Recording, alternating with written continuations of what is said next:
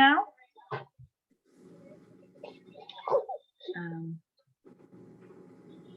So we'll give it half a minute.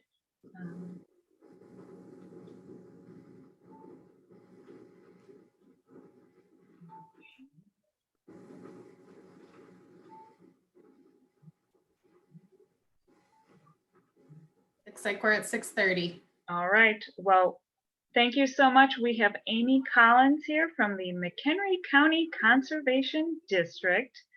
She will be presenting. We are thrilled to have our spring 2021 programming include these programs on Zoom, which is maybe exciting for some.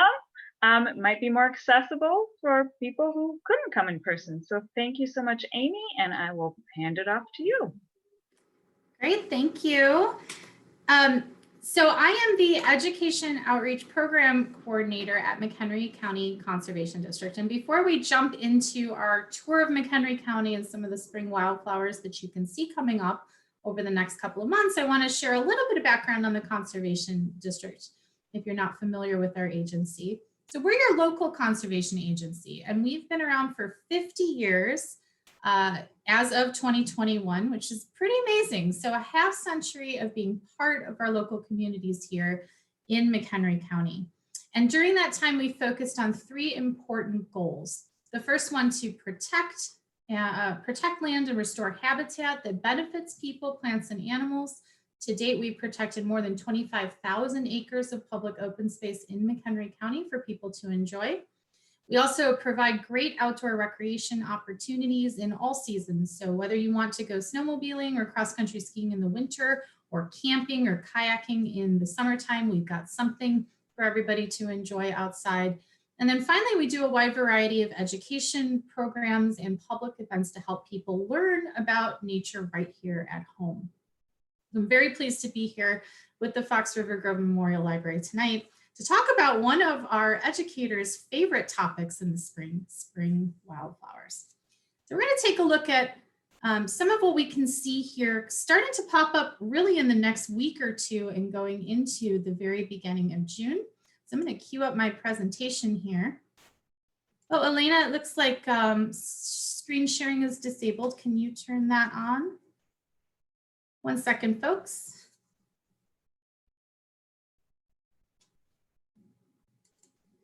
There we go. All right, hopefully everyone can see that. And we'll get started here.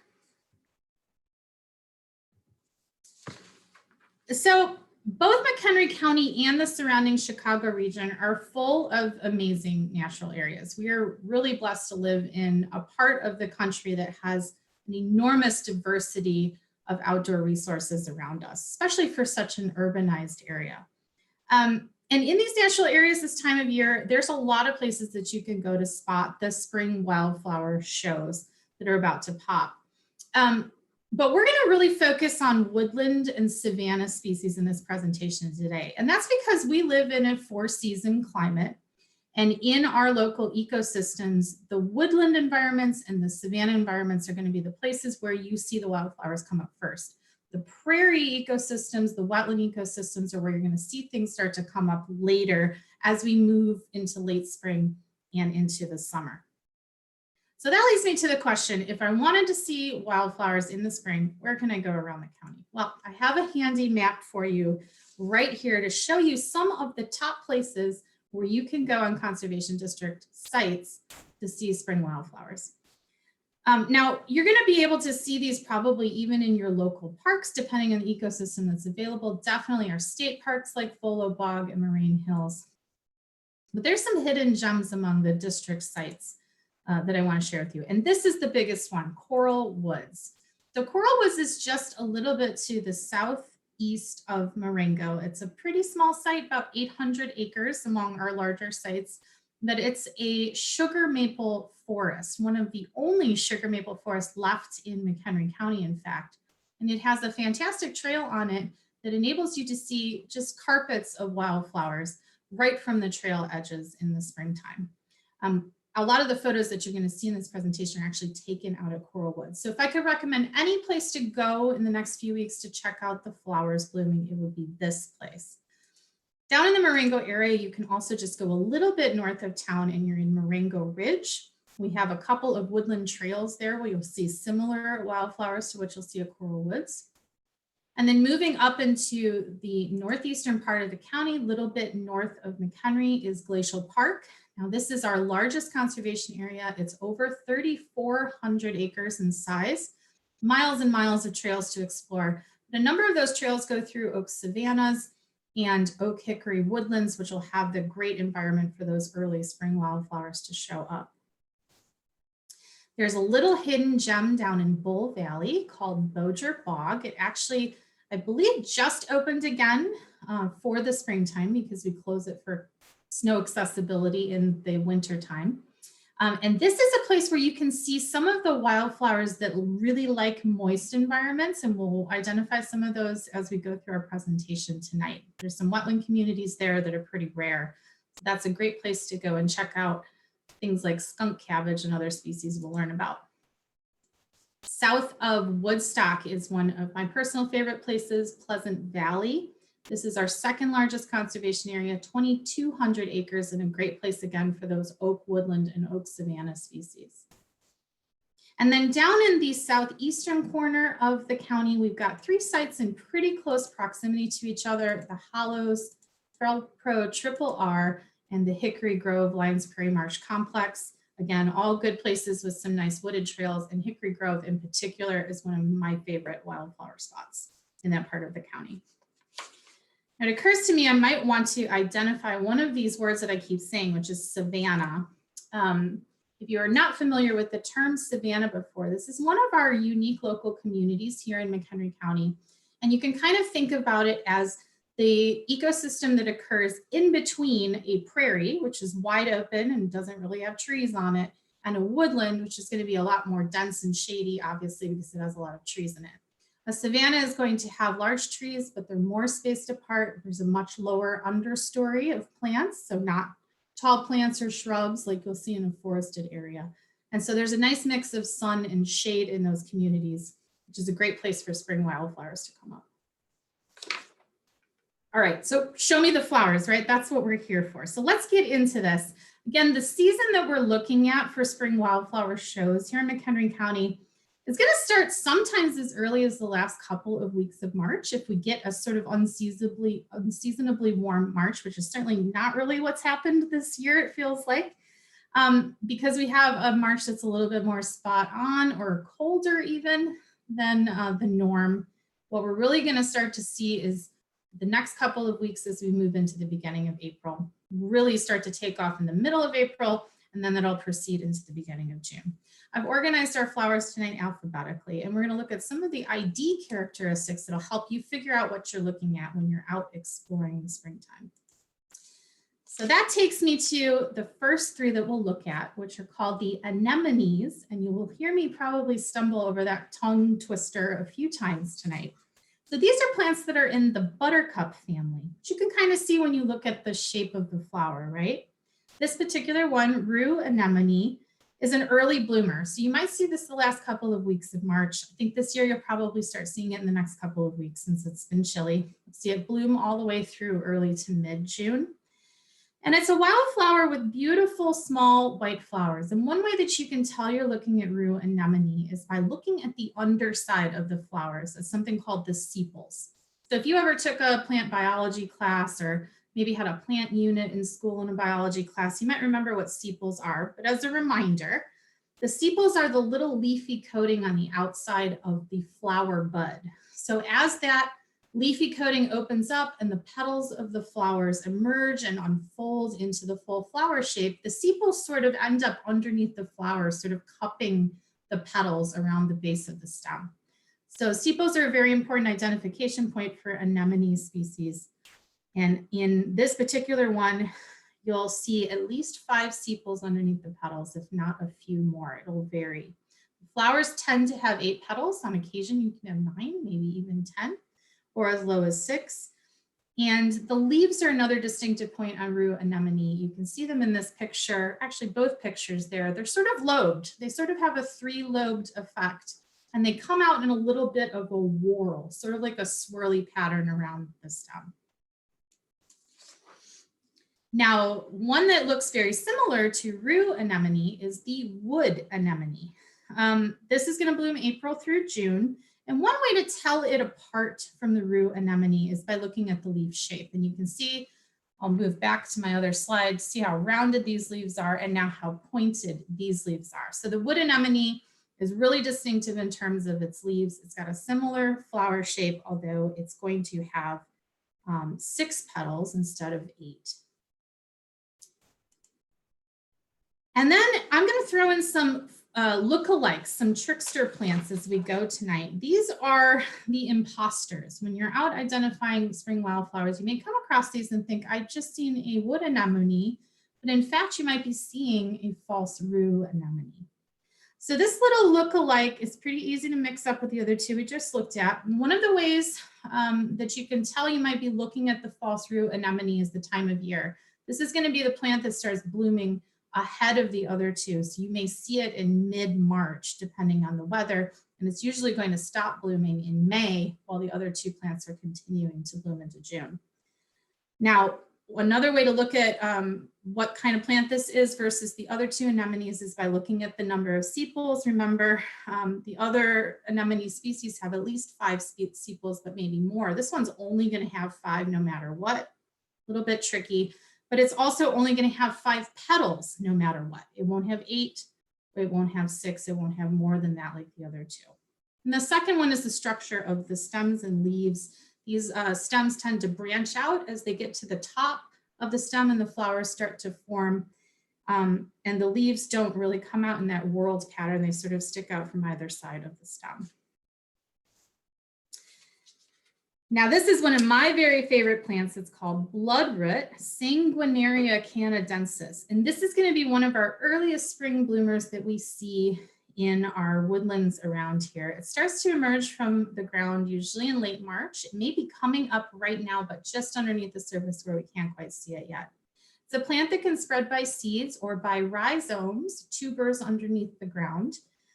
And it comes up in a pretty unique way. So it's going to send up this thin flower stem with the leaf wrapped around it completely, kind of like the wrapping on a cigar. It's like a little tube that comes up from the soil. And once that structure gets up above the ground, the leaf unfolds, the stem grows upwards, and the flower emerges on the end of the stem.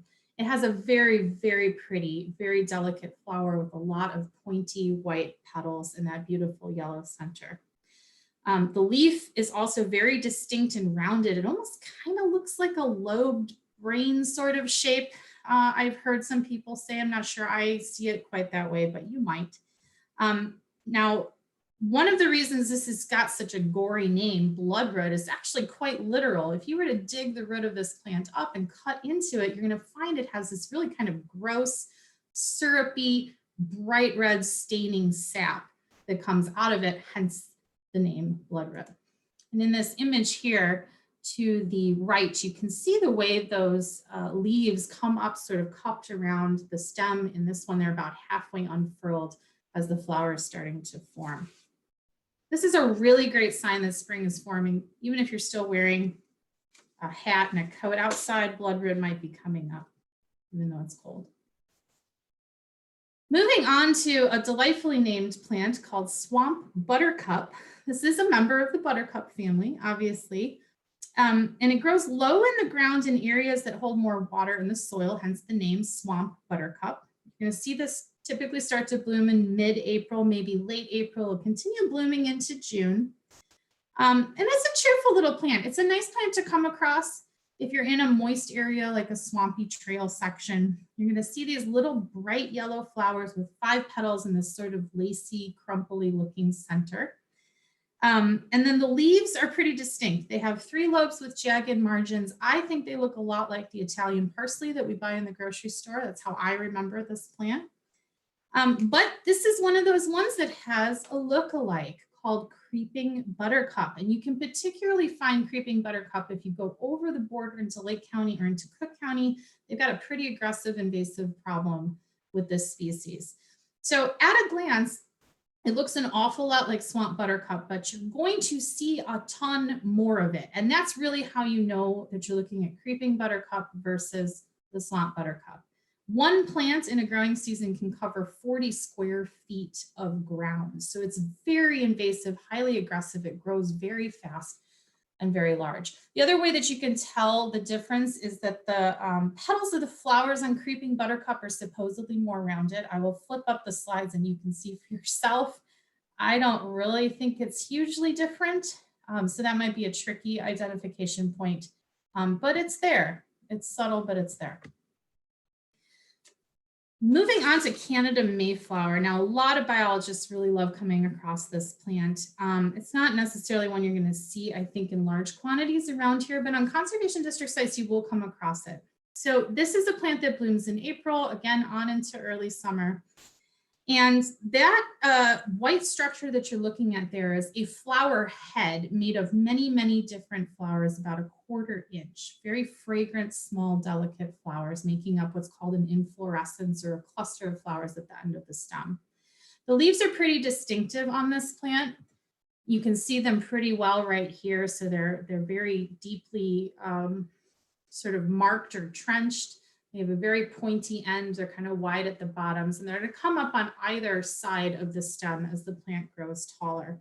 Now, this plant only gets to be about 8 inches tall. The pictures might be a little bit deceptive in terms of how large they look, but it's pretty small and pretty delicate. It's going to be actually quite a bit smaller than 8 inches in the early spring.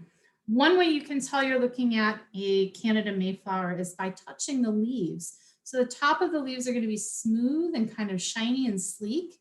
When you run your fingers underneath the leaf, you're going to feel a sort of downy, fuzzy texture. That's one way to tell what you're looking at. This is a plant that reproduces by seeds, but also by rhizomes. So it has a couple different ways it can spread.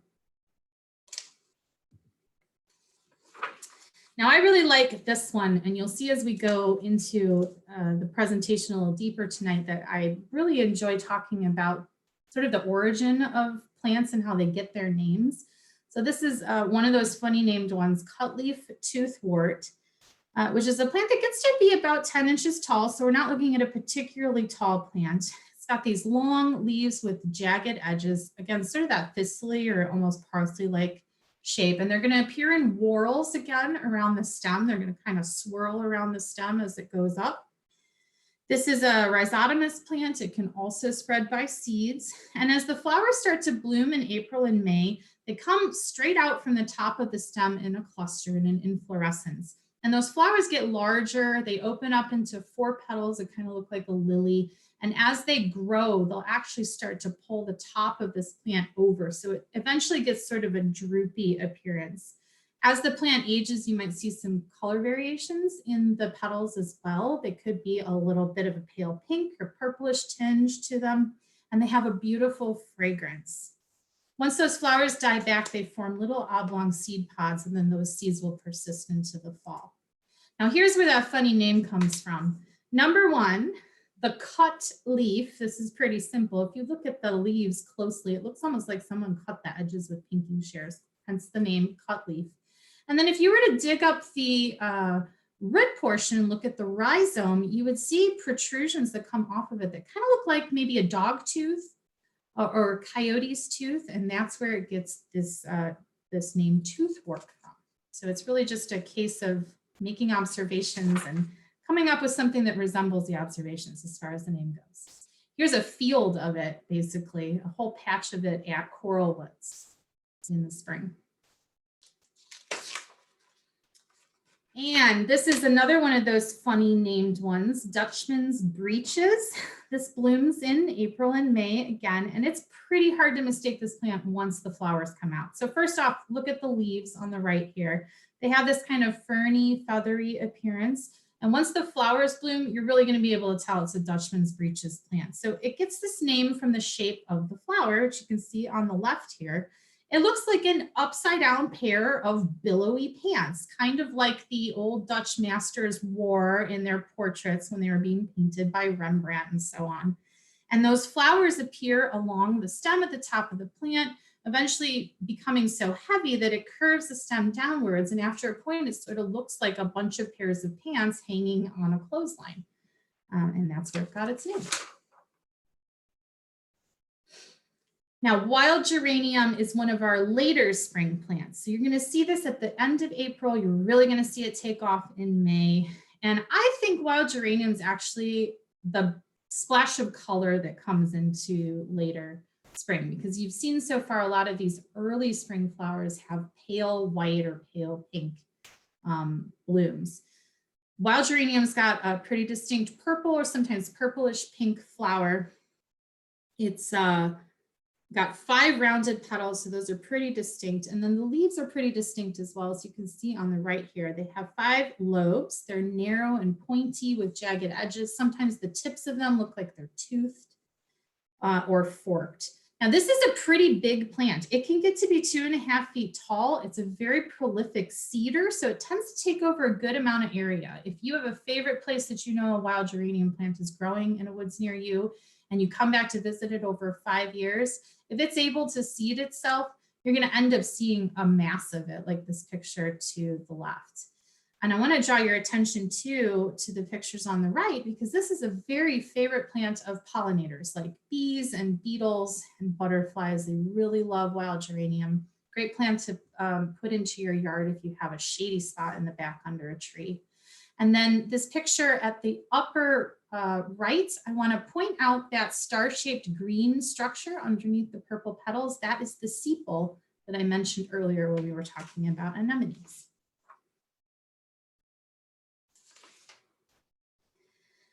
Now, moving on to wild ginger. This is one of our local weird plants. It's kind of a funky looking plant. So first off, it grows very low to the ground. And on the left here, you can see it's got super distinct heart-shaped leaves. They have a fuzzy texture if you touch them, but if you can see how abruptly heart-shaped they are, if you come across those leaves, chances are you're going to know you're looking at a wild ginger plant, because there's really not a lot of plants that are that distinctively heart-shaped. But there's a couple of interesting things about this plant when it flowers. So to the right here is this odd-shaped, fuzzy, purplish red flower. Starts blooming in mid-April into May. It's gone by the end of May. And what's strange about this plant is that the flowers basically bloom on the ground. They don't actually rise up in the air on a stem like we commonly see with other flowering plants. They just sort of lay in the soil or on the leaves around it.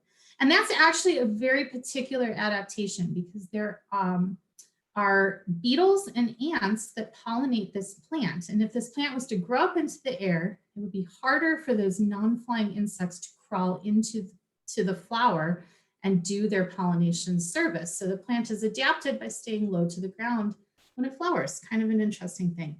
The other interesting thing about wild ginger is where its name comes from. If you dig up one of these plants and you sniff the roots through the scent of dirt, you'll get a sort of spicy, ginger-like aroma, similar to what you can smell with ginger that we buy in the store to cook with.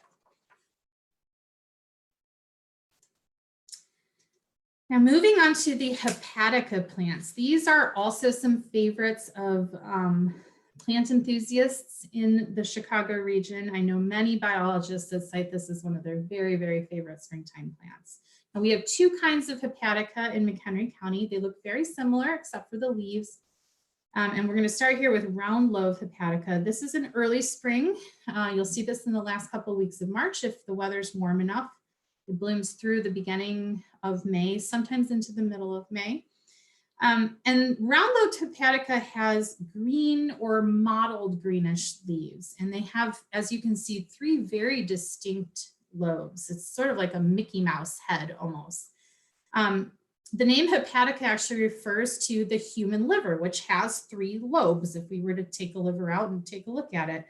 So sometimes you'll actually hear the name liver leaf applied to this plant because of the shape of the leaves. Now the leaves are quite small. They're very small across. The plant stays low to the ground. It's an easy one to miss in the woods. You have to keep your eyes peeled for it. Later in the fall, the leaves will persist on the plant even though the flowers are gone, and they'll start to turn a purplish color. They can even persist into the early part of winter, I'm told. Now the flowers are absolutely beautiful, very dainty, pointed tips, 6 petals. They can sometimes be pale blue or pink, but usually they're kind of a whitish color. This plant seeds itself rather than rhizomes. Now, sharp-lobed hepatica has got almost an identical flower. I'll flip back and forth.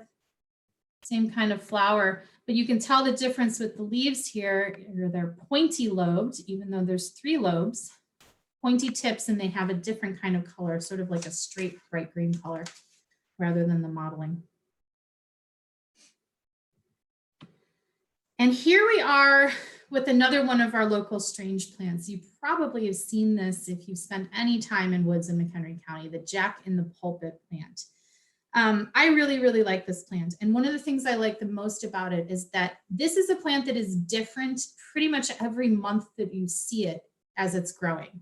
It changes form and shape constantly throughout its life cycle. So you might hear this sometimes referred to by the name wild turnip, sometimes a more archaic name, Indian turnip. We don't hear that one very often anymore, but most typically in the Midwest, we're going to hear it called Jack in the Pulpit. So the flowers on this plant are actually very tiny, and they're all around the outside of this rounded stalk that protrudes up in the center of the plant in the image to the right. The stalk is this cluster of flowers, and the flowers start out so microscopic that you really can't see them until you're very, very close. Now they're surrounded by this funny shaped curved leaf called a spathe. That's what's curving around that jutting up stalk of flowers there. And that spathe, the strange curve of it, is actually how this plant got its name. Early botanists thought that stalk standing up in the middle of this curved leaf that drapes over the top of it looked like a preacher standing up in the pulpit of an old church up above the crowd of people inside. Now, over the life of this plant, that stalk will continue to grow, and eventually it'll turn into this green fruit cluster that you see on the left side of the screen.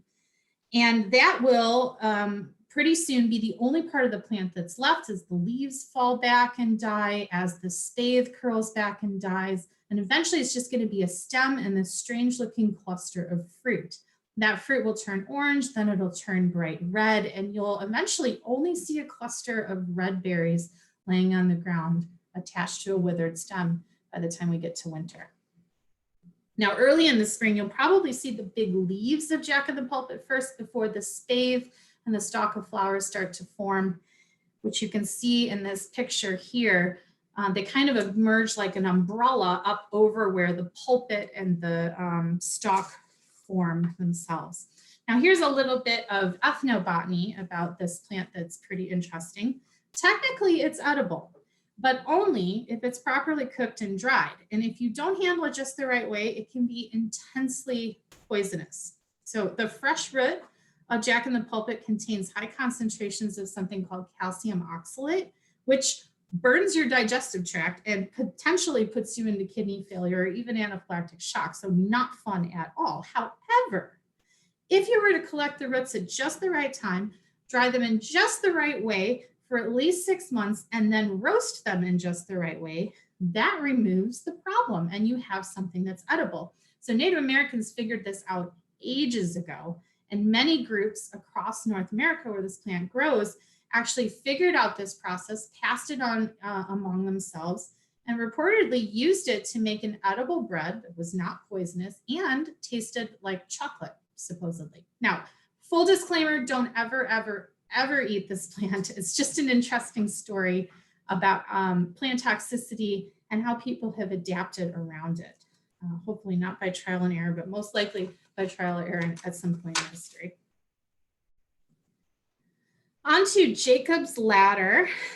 This is a plant that's in the phlox family. We often see phlox being sold in garden centers, different kinds of domesticated phlox. Blooms from April to June. One of the things that's distinctive about Jacob's Ladder are these dainty little blue flowers. They grow in a cluster with 5 petals on each flower. But the name Jacob's ladder really comes from the way that the leaves are arranged on the stalk of each leaf, which you can see to the right here. They kind of come out on either side like the rungs of a ladder. And this name Jacob's ladder is biblical in origin. Now these leaves tend to lean off to one side of the plant as they grow bigger and bigger. Eventually you may even just see them sprawling on the ground with the flowers growing up above them. Now this is a situation where we have a local look-alike, Greek Valerian, and this one I think is particularly tricky. They really do look identical. And in terms of the flower, the real distinct thing that's going to help you tell them apart is the stamens, those little protrusions in the center with little white balls on the end. If it's a Jacob's ladder, those longer stamens are going to actually protrude out past the petals if you were to hold the flower to the side and look at it. And in the Greek Valerian, it's going to be much shorter, sort of cupped inside the petals. But I think that's pretty tricky, especially when you're seeing a mass of it growing. Take a second here and see if you can tell which one is Greek Valerian and which one is Jacob's ladder. And there's your answer. So they're really pretty close. This can definitely be a hard one to tell apart if you come across both of them in the same area. And Mayapul. So this is probably familiar to everybody that's spent some time in the woods in spring. This is one of our early arrivals. It's going to emerge in late March and early April. We'll see it go pretty aggressively into June.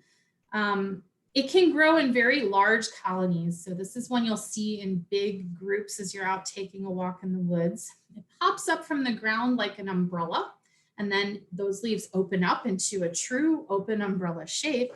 And then a whole bunch of interesting stuff happens along the stem underneath that umbrella of leaves, including the growth of this single white, beautiful flower on a stem that kind of droops off from the main stem of the plant. Now the flower looks a bit like an apple blossom, and as it emerges, it's looking for a chance to pollinate itself. So if an insect comes by and happens to pollinate it, that lucky flower is going to end up turning into a little green or yellow fruit. Now here's one of those ethnobotany stories again. You can see in these pictures here, the underside of the plant with the umbrella-like leaves above and that beautiful white flower. And then to the right, you can see one of the fruits that have formed after the flower's been pollinated and fallen away.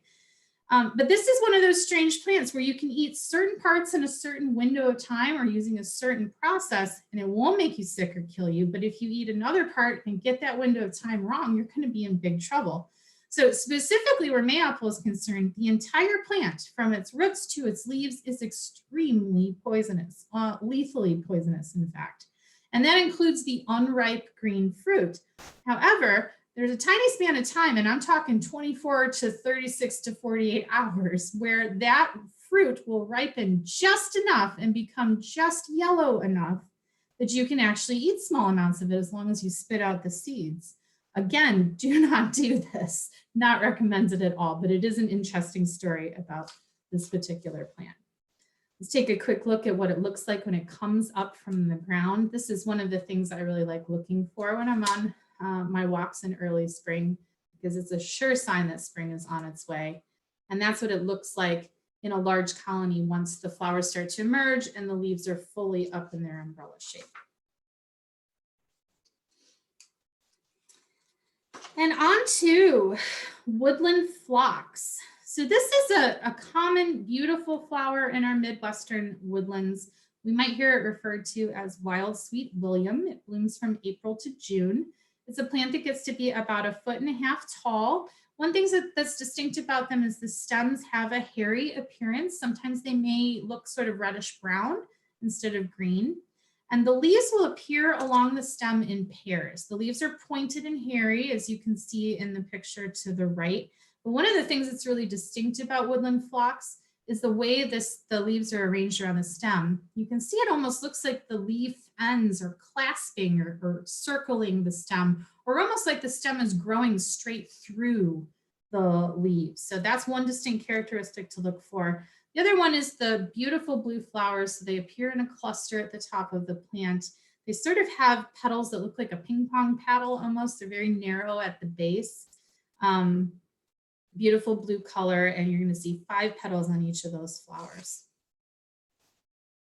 And here's a cluster of them. You can see how delicate those stems are. And the plant tends to get pretty erect with the stem or the leaves coming up along the stems at pretty regular intervals. Now, again, here's one of those look-alike moments. We have a very, very common plant here called Dame's Rocket. So this is a plant that originally came from Europe. It's been in the US for so long, it's basically naturalized all the way up to Alaska at this point in time. So you'll come across it pretty frequently. It's actually a very beautiful, very showy plant. But there's a few ways to distinguish it from the woodland phlox. So the simplest way is to count the flower petals. And I'll click back up here. Remember, we had 5 flower petals with the woodland phlox. Dame's Rocket's only going to have 4.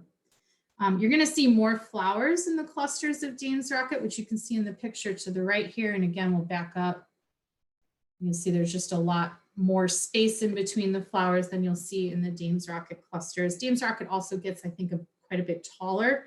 And the color is usually more on the pinkish side of purpley blue, rather than just a straight sort of delicate blue like the phlox. Eastern red columbine is a really beautiful woodland flower. We see this in gardens a lot now. It often pops up in native plant sales. People like to plant it because it attracts pollinators. So this is also called Canada columbine or wild columbine. It blooms in mid-April. You'll see it go into the summer. And the leaves are pretty distinct, lobed, kind of a shaggy edge appearance with thin stems. The stems will turn sort of a purplish red over time. But the real distinct thing is this unmistakable flower. So a couple of things to point out about the flower. You're going to see this cluster of stamens coming out from the bottom. That's a very distinct yellow part of the plant. You're going to see the inside of these red petals have a pale yellow appearance. And the petals themselves look like little cornucopias or horns with a bubble at the very tip. That bubble is filled with the sweet nectar. Hummingbirds absolutely love it. A lot of insects love it as well. If you want to plant this around your house, you definitely may have an option to get some hummingbirds nearby. If you're in the woods and you find it, keep your eyes peeled for hummingbirds because you might see them looking for it. This is a plant that reproduces through seeds. And on to one of the joys of early spring in McHenry County, skunk cabbage. So this is actually the very first native plant you're going to see telling you that spring is on its way, even if there's a ton of snow on the ground. Now, I'm not so sure it was able to emerge this year with 24 inches of snow on the ground, but normally in March when there's less snow, you'll actually see this start to pop up in wet, marshy areas.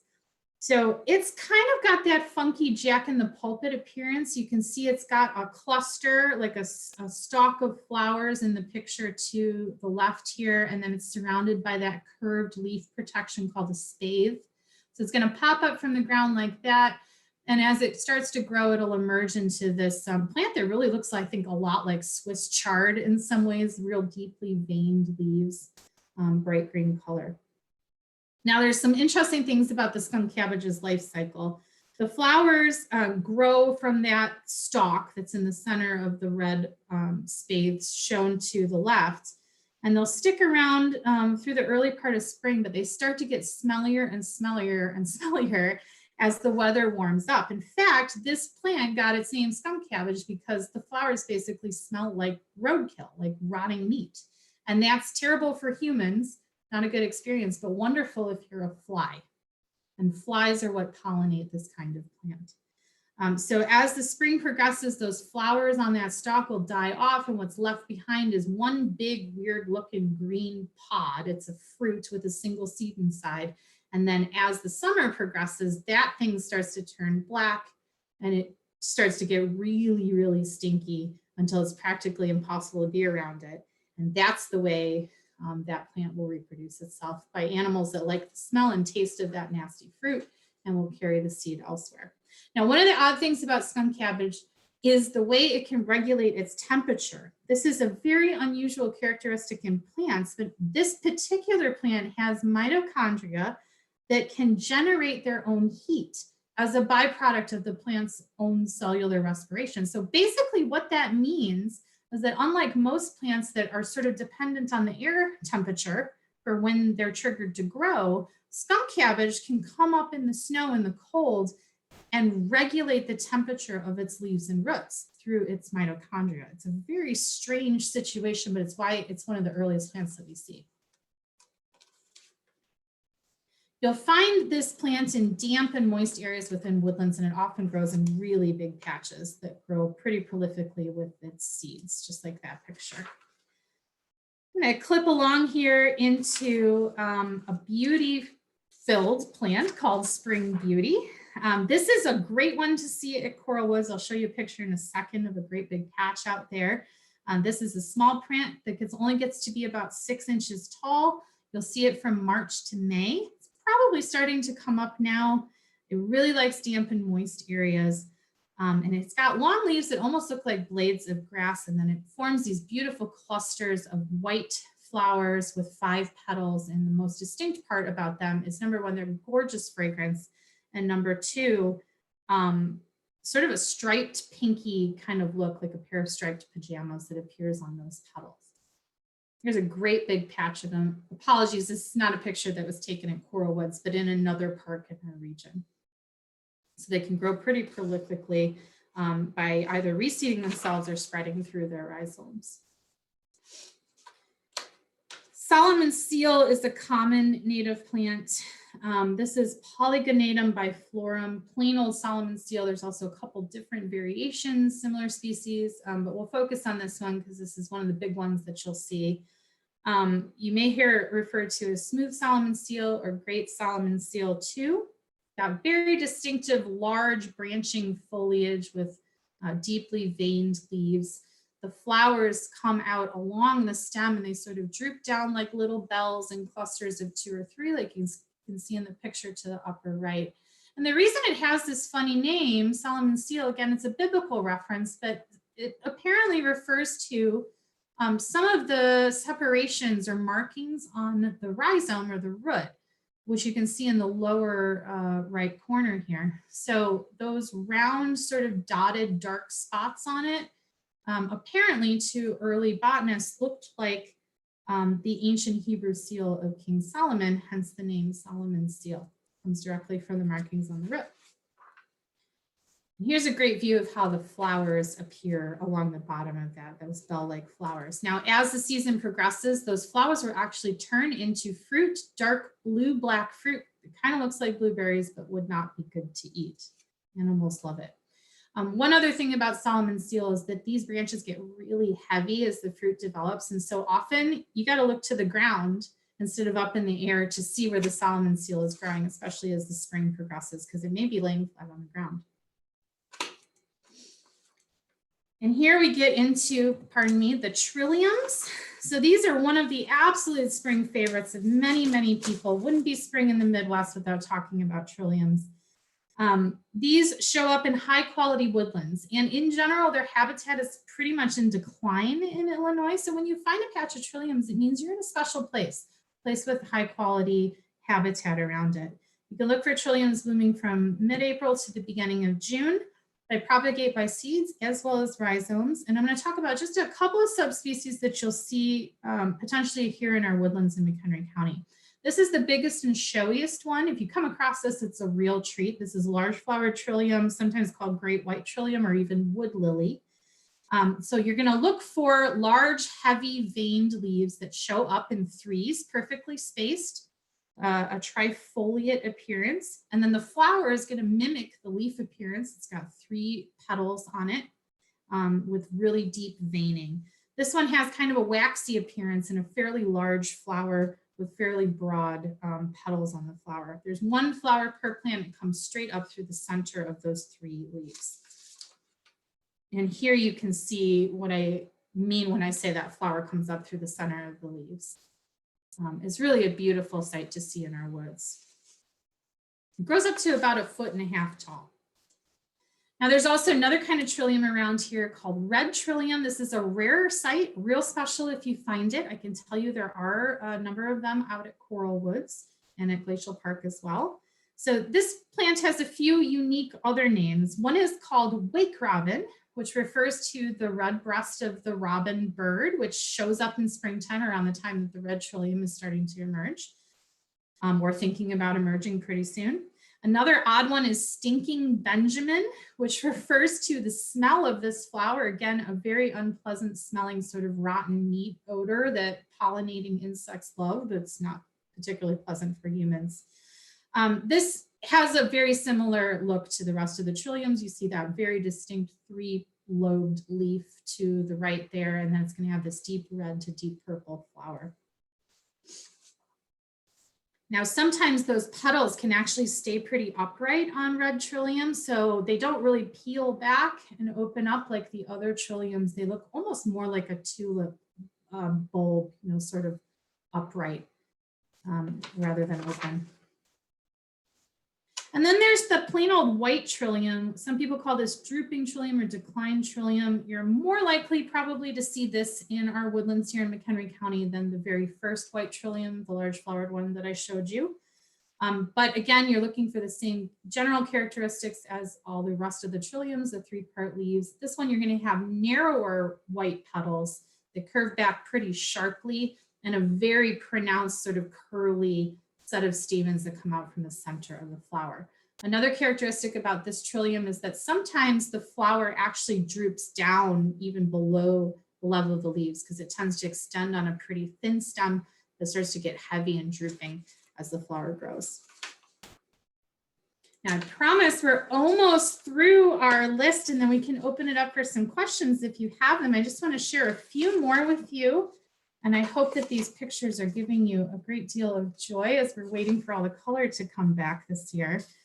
Trout Lily is one of the pure joys of early spring. This is going to be one that you'll see at Coral Woods. Definitely worth the trip just to see this one. So this will come in late March or very early April. We're probably seeing leaves coming up right now if you're in just the right place in the woods. And the name Trout Lily refers to that dappled pattern that you see on the leaves in these pictures, kind of like the side of a trout fish. It's also called dogtooth violet, and that's because if you were to dig the root of the plant up, you'd see those little rhizomes like we saw in the cut leaf toothwort that look kind of like dog's teeth, similar kind of plant. This plant likes moist woodlands. You'll see it in damp areas. And they come up with this beautiful single drooping flower that really takes on sort of a lily-like appearance with a prominent cluster of yellow stamens coming down. As the spring progresses, the flowers will die back, but that beautiful dappled green foliage will stay for a long time. And this is a plant that reproduces both by seeds and by rhizomes under the ground.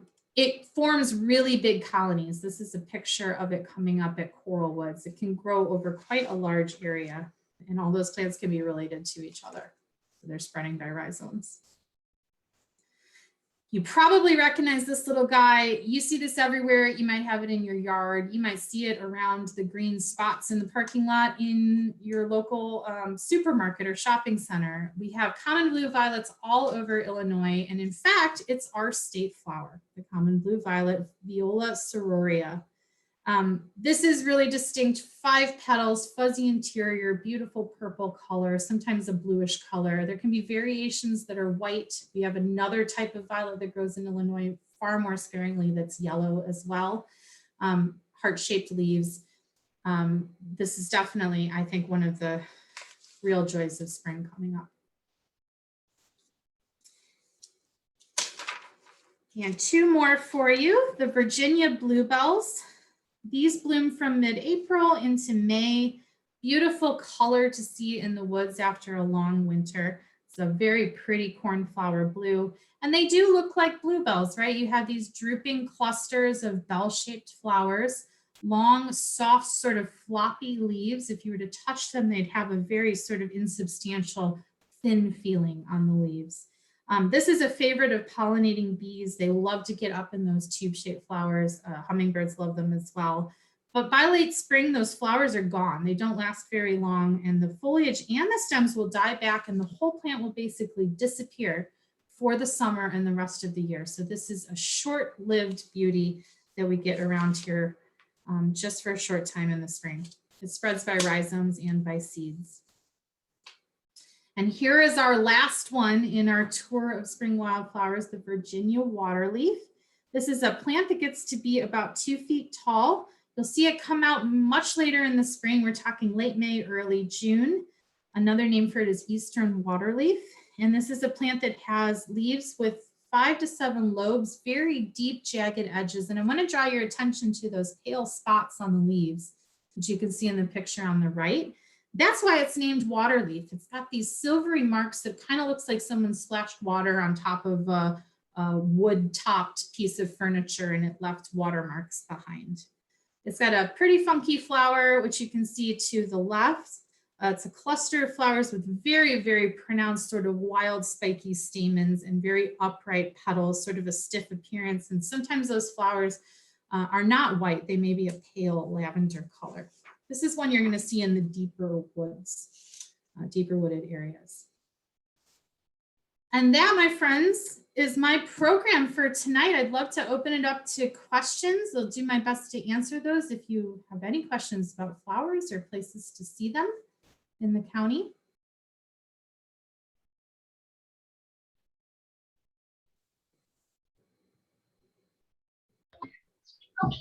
Any questions from our many, many viewers right now? Can you hear me? Yes. Yes. Okay. Sorry. So you went through so many and it was really cool. Is there any kind of like a handout or easy guide of, you know, like, let's say I'm going to go to Coral Woods. What might I find? You know, so that, you know, I know what to look for instead of looking for everything. Yes, and absolutely. If it's okay, I can share with our host some resources and maybe she can send those out to folks who register. Absolutely. I have your emails. So Aimee can email to me. I can forward to everyone. I will also be letting you know when the recording's available if you'd like to watch it again, you know, if you want to go to a certain slide or something. Yeah, absolutely. And in fact, I was a little concerned about going overtime because I had a lot of species in here. I did have a resources slide that I cut, and now I think I probably should have left it in. So I'll make sure that information gets to the library and gets out to everybody in the next couple of days. Thank you so much. Any other questions? I'm going to put my last slide up here because I want to make sure you can see our website. If you want information about any of those places I talked about visiting, definitely go to mccdistrict.org. You can find everything you need there. Well, thank you so much, Aimee. Aimee Collins with the McHenry County Conservation District. Spring wildflowers, very informational. I learned a lot.